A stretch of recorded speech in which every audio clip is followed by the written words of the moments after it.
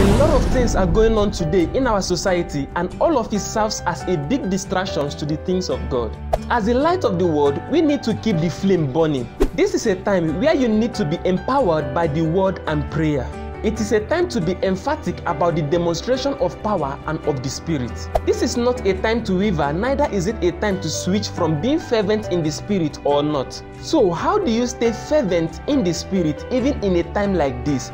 Stay with me in this discussion as we discuss fervency in the Spirit.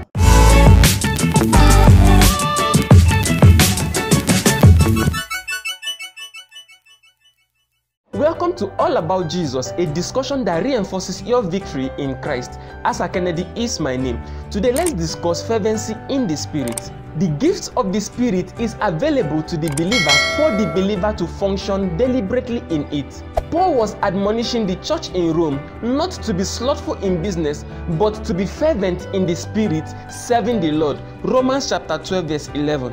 What Paul meant by being fervent is to be hot or to glow, meaning it is an active choice of the believer to maintain that fervency. When we bring it to ministry, how do you glow and maintain this fervency? Paul instructed Timothy on this and said, "Neglect not the gift that is in thee, which was given thee by prophecy, with the laying on of hands of the presbytery." 1 Timothy chapter 4 verse 14. To neglect means to regard not. Paul used it to describe carelessness, that is not paying attention or not caring about something. So Paul's instruction to Timothy was so that he would not be careless about the gift of the Spirit that is in him. The word gift is charisma. It means endowment, meaning that which was given is now yours. You are not to ignore this gift because it is completely yours. It is within your ability to act upon it now, which is your endowment. This is similar to the instruction he gave him in his second letter in 2 Timothy chapter 1 verse 6. "Wherefore I put thee in remembrance that you stir up the gift of God which is in thee by the putting on of my hands." Paul used another word here, stir up, which means to make lively or keep lively. If you observe the use of words by Paul, his tone suggests that Timothy was wavering and he was trying to charge him not to waver. He continued in the next verse to tell him not to waver. "For God has not given us the spirit of fear, but of power and of love and of sound mind." 2 Timothy chapter 1 verse 7. Notice the use of Paul's words, neglect not, stir up. The truth remains that in the path of ministry, there may be time of weariness and weakness. However, we need to consciously and deliberately maintain the ministry of the Spirit. Since we have to make a deliberate step to be fervent in the Spirit, what are these steps? We will have to look at Jesus as our example. In the earthly ministry of Jesus, Jesus showed an example on how to live a Spirit-filled life. First, he lived a life of prayer. Jesus was known to pray. Luke recorded in Luke chapter 5 verse 16, "And he withdrew himself into the wilderness and prayed." This was his culture. Prayer must be a deliberate action to live a Spirit-filled life. The believer can't afford to forget to pray.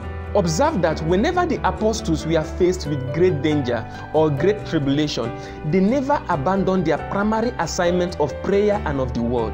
In Acts chapter 4, when the apostles were threatened not to speak for the word of God, they gathered and prayed for boldness to speak the word of God. And with prayer, that was granted unto them so that they can speak with boldness, with signs and wonders. It is the core responsibility of the believer to pray, especially whenever things look like they are all going down.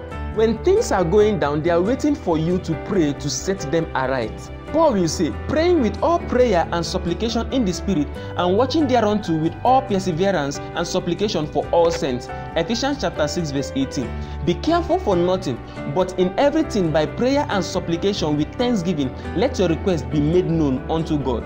Philippians chapter 4 verse 6. The second thing we saw from Jesus is that he was always active. It is important for you to see that the gift of the Spirit is always in its active tense. It is much more active in the work of the ministry. So the believer must not fall into the trap of leaving the gift of the Spirit dormant while facing career, business, family, education, and so on. It is often difficult to flow again in signs and wonders after leaving them dormant for a period of time.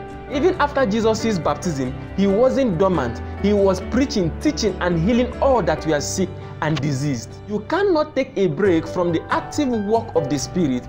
It must be your daily life and routine. That is why Paul said, not slothful in business, fervent in spirit, serving the Lord. Romans chapter 12 verse 11. Keep the gift of the Spirit working through prayers, devotion, and activities of the ministry. The gift of the ministry are activity-based. They are verbs. And Jesus went about all Galilee, teaching in the synagogue and preaching the gospel of the kingdom and healing all manner of sickness and all manner of disease among the people. Matthew chapter 4 verse 23. Jesus went about. He was always going about. What does that tell you? To be fervent and active in ministry. Paul told Timothy to stir up the gift of the ministry which is in him, because if not stirred up, it will be dormant. You must be active through an attitude of prayer. The charismatic ministry is active up till today. So go out and wrought signs, miracles, and wonders. Keep the activities of the ministry active, whether you see results or not. This is because you will eventually see results, because it is not your work, rather it is the work of God. Paul knew this and told the church in Corinth, now concerning spiritual gifts, brethren, I would not have you ignorant. 1 Corinthians chapter 12 verse 1. So it is essential to lend credence to the things of the Spirit. So go up now and stir up the gift which is in you. Neglect not those gifts and empower and impact the world. Hope this video was helpful to you. If it did, share this video to your friends, families, and loved ones, and subscribe to this channel for more videos like this. Thank you.